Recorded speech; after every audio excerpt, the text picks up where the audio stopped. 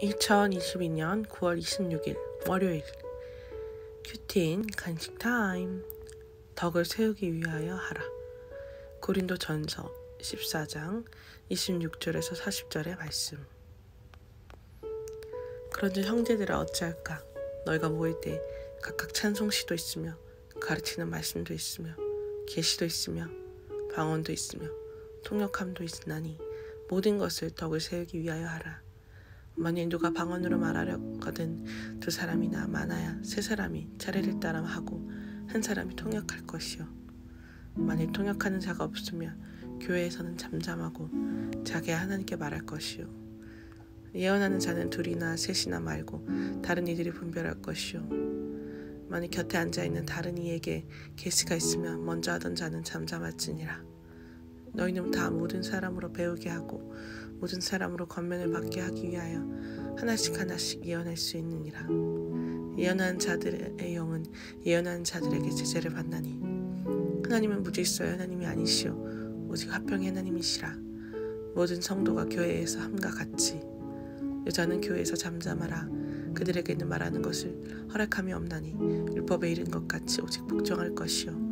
만일 무엇을 배우려거든 집에서 자기 남편에게 물을지니 여자가 교회에서 말하는 것은 부끄러운 것이라.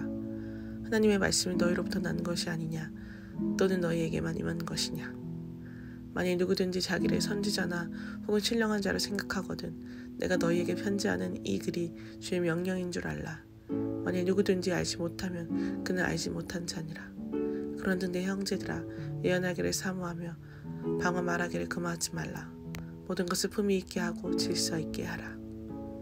본문 요약입니다. 바울은 모든 것을 덕을 세우기 위해 행할 것을 다시 권면하며 방언이든 예언이든 차례를 따라 하라고 가르칩니다. 여자는 교회에서 잠잠하고 집에서나 자기 남편에게 물으라고 합니다. 또 형제들아 예언을 사모하고 방언을 금하지 말되 모든 것을 품위 있고 질서 있게 하라고 합니다. 중보기도입니다. 학생들의 교회 공동체의 질서를 잘 지켜 자녀의 역할, 학생의 역할을 순종할 수 있게 하옵소서. 본문 해설입니다. 바울은 고린도 교인들에게 성령께서 교회에 주신 여러 은사를 사랑을 기준으로 분별하여 사모하기를 권면합니다. 그리고 모든 것을 하나님이 허락하신 대로 사모하며 행하되 특별히 덕을 세우기 위하여 하라고 다시 한번 강조합니다. 그러려면 방언도 예언도 질서 있게 해야 합니다. 이 질서의 목적은 모든 사람이 말씀을 잘 들어 배우고 권면을 받게 하려는 데 있습니다. 그리스도의 몸인 교회 공동체에 속한 모든 지체가 주의 말씀으로 소통하며 교제하는 것이 화평의 하나님을 주시는 샬롬입니다. 나는 교회 공동체에서 어떤 역할을 하는 지체입니까? 하나님이 주신 화평을 누리고자 내가 따라야 할 질서는 무엇입니까?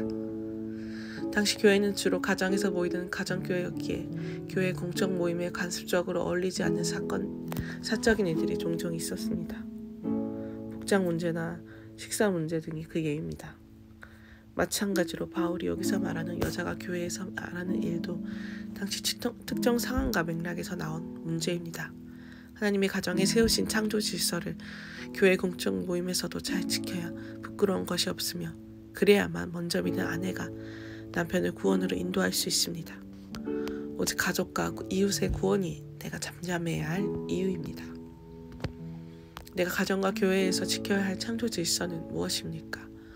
오늘 누구의 구원을 위해 잠잠하겠습니까? 바울은 고린도 교회 안에서 파당을 지어 바울의 사도권을 인정하지 않고 영적으로 교만한 자들을 향해 이 편지가 주의 명령임을 선언합니다. 스스로 영적이라고 확신하면서 이 글에 기록된 진리의 말씀을 분별하지 못한다면 그는 교회로부터 더 나아가 하나님께 인정을 받지 못할 것이라고 경고합니다. 우리는 은사에 대한 바울의 가르침을 주의 명령으로 받아 모든 은사를 사랑 안에서 교회의 덕을 세우기 위해 품위 있고 질서 있게 행해야 합니다.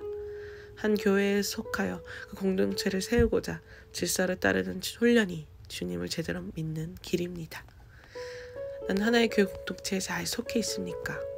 그 교회 공동체 안에서 모든 것을 품위 있고 질서 있게 하고자 무엇을 적용하겠습니까?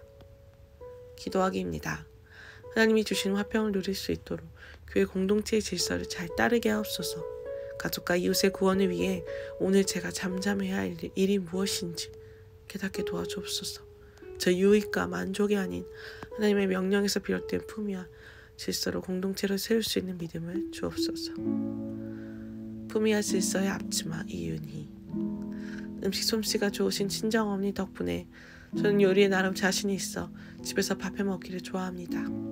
식구들도 잘 먹고 귀에 소그룹 모임 때도 힘들지 않게 준비한 음식을 모두 맛있게 드셔주시니 요리를 저의 은사로 여기게 되었습니다.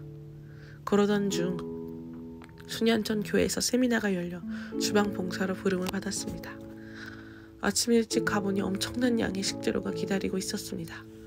장화를 신고 긴 앞치마를 두르고 끝도 없이 야채를 씻고 썰기 시작했습니다. 그래도 지체들과 양파를 다듬으며 간증을 나누고 일상의 이야기도 하니 즐겁게 일할 수 있었습니다. 그러나 점심시간이 다가오자 손길이 바빠졌고 베스칸 손도 아팠습니다. 즐거웠던 마음은 온데간데 없이 사라지고 저는 점점 더 기진맥진한 상태가 되었습니다. 어떤 지체들은 예쁜 옷을 입고 안내하며 예배와 간증의 은혜를 받는데 나는 주방에서 말씀도 잘 듣지 못하고 속상하다며 비교하는 마음이 올라왔습니다. 하다가 정 힘들면 못하겠다고 말씀드리면 될 텐데 그때는 그런 저를 인정하고 드러내기가 싫었습니다. 그렇게 속으로 투덜투덜하며 숟가락을 씻고 있었는데 옆에서 한 지체가 주저앉은 채 수없이 많은 수저를 정성스럽게 헹구고 있었습니다. 그 모습을 보자 저의 불평하던 마음이 잠잠해지게 되었습니다. 만일 누구든지 자기를 선지자나 혹은 신령한 자로 생각하거든 이 글이 주의 명령인 줄 알라는 말씀처럼 주께서 그 지체를 통해 제게 덕을 세우기 위해 은사를 사용하라고 명령하시는 것 같았습니다. 그 일로 제가 힘들고 죽어지는 자리보다 빛나고 안락한 곳에 머무르고 싶어하는 교만한 자임이 깨닫게 되었습니다. 그리고 섬기라고 불러주신 자리에서 남들과 비교하며 불평하는 저의 악함을 회개했습니다.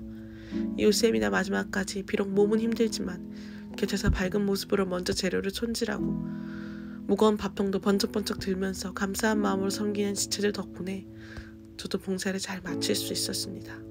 하나님은 무질서의 하나님이 아니시오 오직 화평의 하나님이시라.